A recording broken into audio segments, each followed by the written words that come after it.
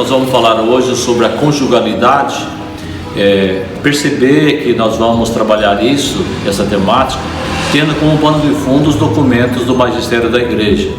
Por exemplo, estou aqui com a carta às famílias de João Paulo II, publicada em 94.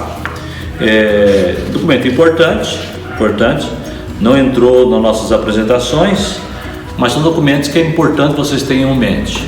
Eu queria fazer apenas um recorte, perceber que na modernidade a igreja, como enquanto magistério, se posicionou muitas vezes oficialmente sobre o matrimônio, moral sacramental, moral matrimonial de modo especial, e recordar aquela história que nós temos lá com Leão XIII, Arcano Divini, em 1880.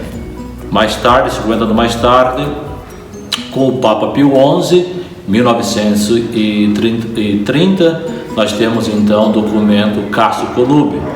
Veja que o Papa Pio XII não publicou nenhuma encíclica específica sobre o matrimônio. Importante isso, de repente pode cair na prova com a encíclica do Papa Pio XII. Ele não escreveu nenhuma encíclica sobre o matrimônio propriamente dito. Pio XII tem bons discursos sobre o controle da natalidade, quando ele fala com as parteiras, as enfermeiras, os médicos nos anos 50, mas não tem nenhum documento oficial dele enquanto encíclica ou exortação apostólica. Depois nós percebemos o Gaudium et Spes, que é um documento conciliar fundamental para a compreensão do matrimônio, especialmente do número 47 até 52.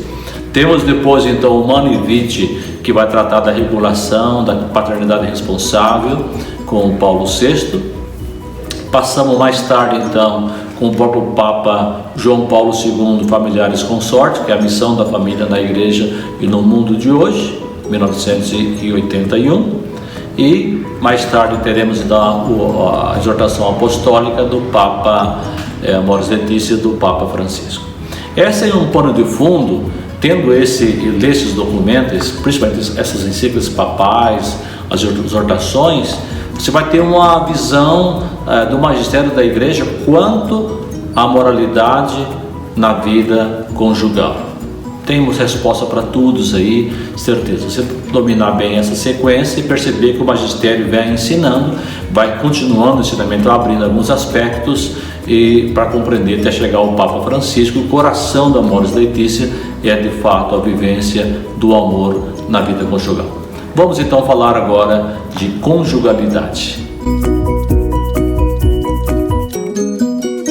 Um aspecto que é importante lembrar, desde o começo eu tenho falado, é sobre a dimensão antropológica. Até eu coloco aqui a realidade antropológica e a realização humana no matrimônio. Por que antropológico? Porque é uma realidade que nós temos que trabalhar bem, compreender bem a pessoa humana, até para compreender o sacramento do matrimônio entre um homem e uma mulher. Às vezes a falta de compreensão adequada da pessoa humana se compreende mal também e até se aplica mal na formação para os casais, para os noivos. E aí eu queria destacar alguns processos, por exemplo, que é natural ter o namoro, o noivado, o casamento. São processos normais que a sociedade, no decorrer da sua história, foi adequando esses passos.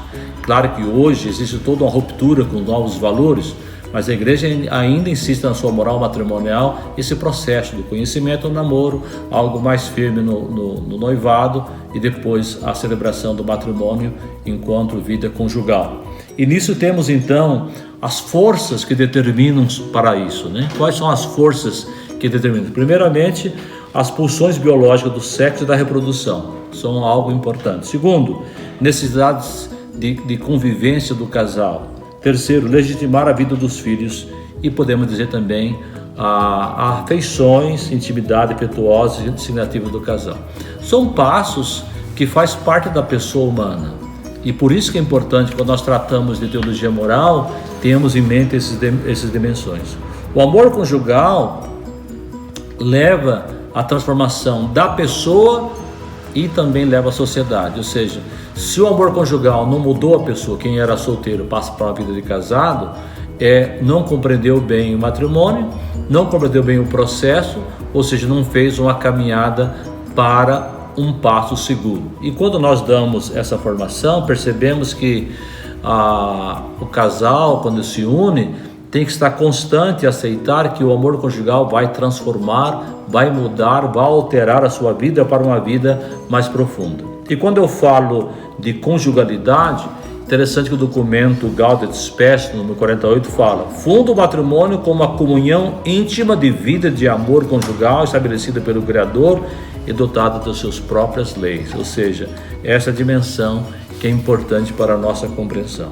E depois trabalhamos também no texto de hoje sobre a crise do casal. E vou apontar no texto várias questões, desde a decepção, da imaturidade, do egoísmo, e vou finalizar dizendo, usando o livro do Goldman, sobre a inteligência emocional. Se a pessoa não tem uma capacidade de relacionar de maneira matura consigo mesmo e com os outros, não vai se dar bem nem no trabalho, nem no mundo e muito menos na vida a dois, na vida da família. Por isso que se no passado as empresas buscavam o QI, que é o coeficiente de inteligência, hoje as empresas buscam o coeficiente QE, que é o coeficiente emocional.